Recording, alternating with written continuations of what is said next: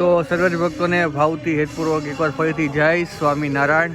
તો અત્યારે દશાબ્દી મહોત્સવનું યજ્ઞનું કામ ચાલી રહ્યું છે. સંતો હરિભક્તો સેવા કરી રહ્યા છે. ઓલમોસ્ટ યજ્ઞનું કામ તો પતી જ ગયું છે.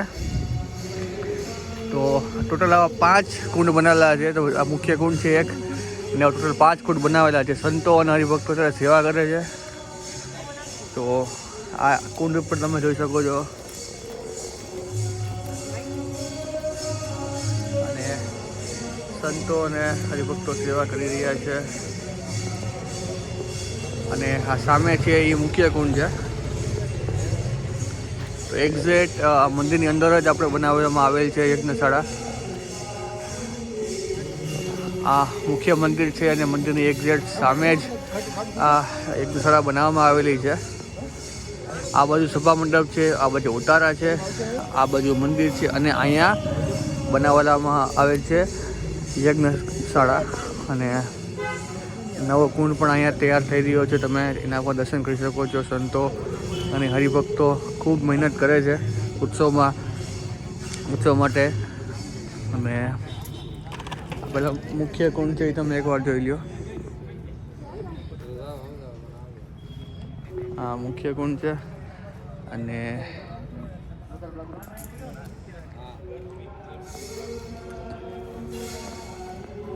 ગાડીનું કામ ચાલુ છે અત્યારે.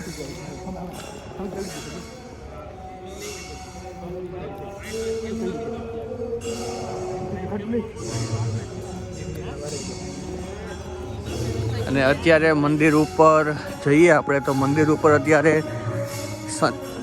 હરિભક્તો કીર્તનની રમઝટ બોલાવે છે. તો ત્યાં પર તમે દર્શન કરવા માટે લઈ જાઉં છું. ઘનશ્યામના પર તમે દર્શન કરાવું છું. અને હરિભક્તો જે કીર્તનની રમઝટ કરે છે એના પર હું દર્શન કરાવું છું.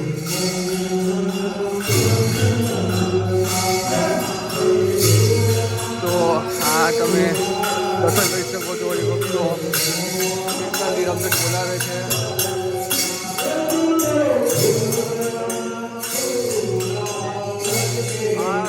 તમે દર્શન કરી શકો છો ઘનશ્યામ મહારાજ ઉગટા ધામ. અને આ કીર્તનની રમઝટ ચાલે છે.